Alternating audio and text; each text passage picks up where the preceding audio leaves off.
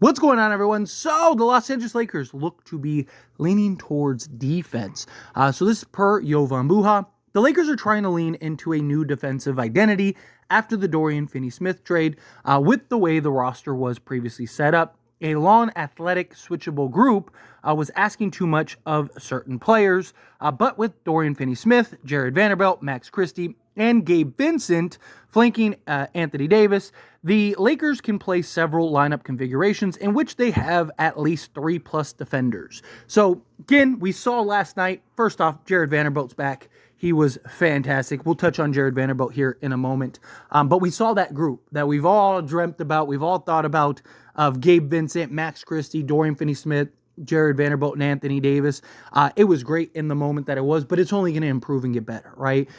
Jarred Vanderbilt just getting thrown into that lineup. Obviously, Gabe Vincent, Max Christie, Dorian Finney-Smith, Anthony Davis, playing alongside them, building that chemistry amongst that defensive unit and guys that you want to get a stop.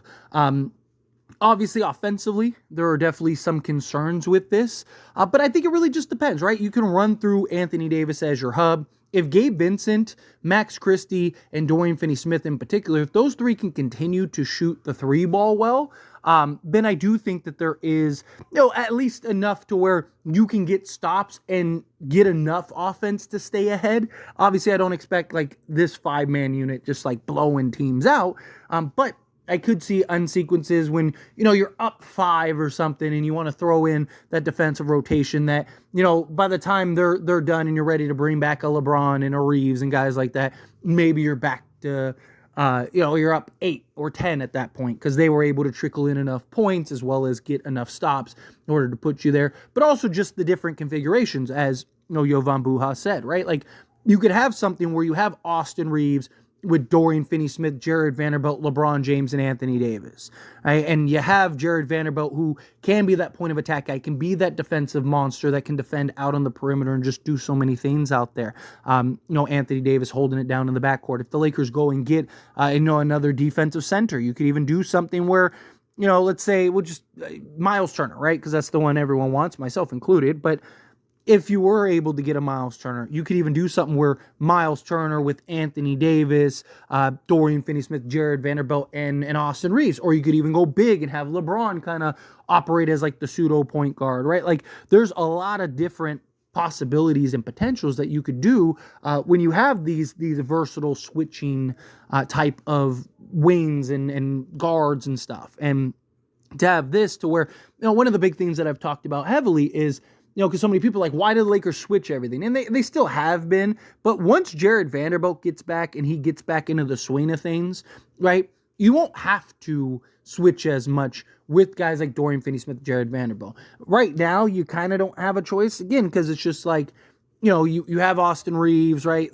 You don't have a ton of guys that can fight over those screens. But when you get guys like Dorian Finney-Smith and Jarred Vanderbilt, you can tell them, hey, do not switch that assignment. Just stay on that assignment and just your job is to lock them up, and it'll just make things a lot easier. Or, when one of them is on the court, right? So if just Jarred Vanderbilt is out there, then he can have that defensive assignment where he doesn't have to switch. And then same thing with Dorian Finney-Smith, where you can do that. But when you do have 5 capable defenders that can defend multiple positions, and you have guys that can help and recover, then it also makes more sense if you're going to switch, right? Because now you're not switching to a disadvantage, right?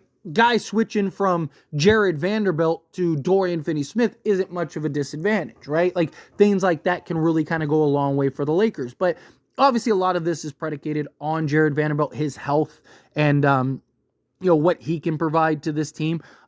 First game back, he was everything you could ask for, and then some, in my opinion. But obviously, again, he just got back. He's going to be on minute restrictions. He's going to be very limited. So I imagine that, there might be games here and there where in 12 minutes he doesn't really give you much, right? He's going to always give you the effort, the energy, and the hustle, which is why he was so impactful that game, right?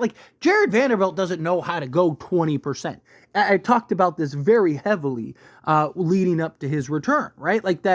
You need to be cautious because you need to save Jarred Vanderbilt from himself in a lot of ways, right? If you have Jarred Vanderbilt out there for 30 minutes, guess what? He's going 1,000 miles an hour that entire 30 minutes.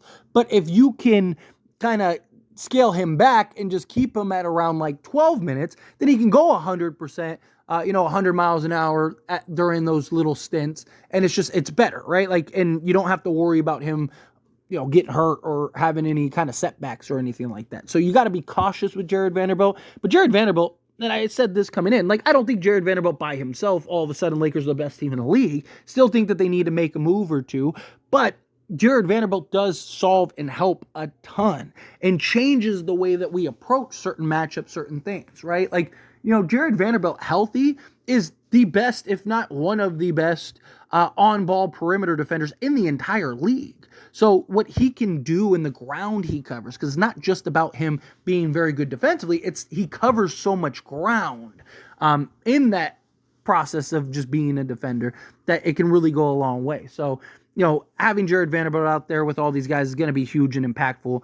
Obviously, Dorian Finney-Smith and Jarred Vanderbilt kind of like having that duo as the defensive monsters that you can deploy out there at any given time, which we saw even last night. It was great. You saw both guys crashing the glass. There were several sequences where both guys, they made the shot, but they were crashing the glass, and you saw the two of them, just being active, being able to defend, cover as much ground as they were able to cover. It was very impressive, and it was really great to see. Obviously, you want some type of offensive output and production from these two, but they're more out there to do the dirty work, do the hustle plays, defend, make up for the lack of Lakers defense in some of these units. And look, we saw previously that Anthony Davis plus Jarred Vanderbilt equals the best defensive team in the league.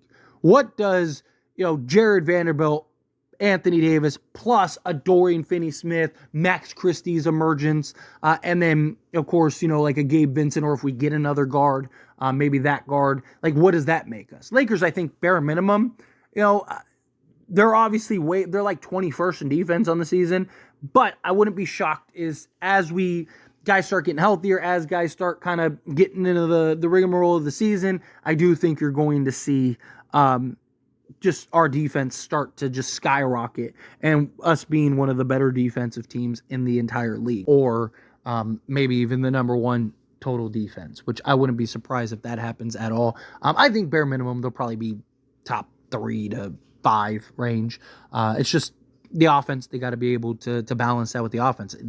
If you can be top 10, 7 to 10 offense, and then be a top 3 to 5 defense, you're a contender at that point. So we'll see how that plays out. But anyway, as always, this is a discussion. Pass a question on you. Let me know your thoughts and opinions down in the comments below. What are your thoughts? Do you love the idea of the Lakers leaning in to that defensive identity and going that route? Do you feel like, that's not the route, that's not the way to go?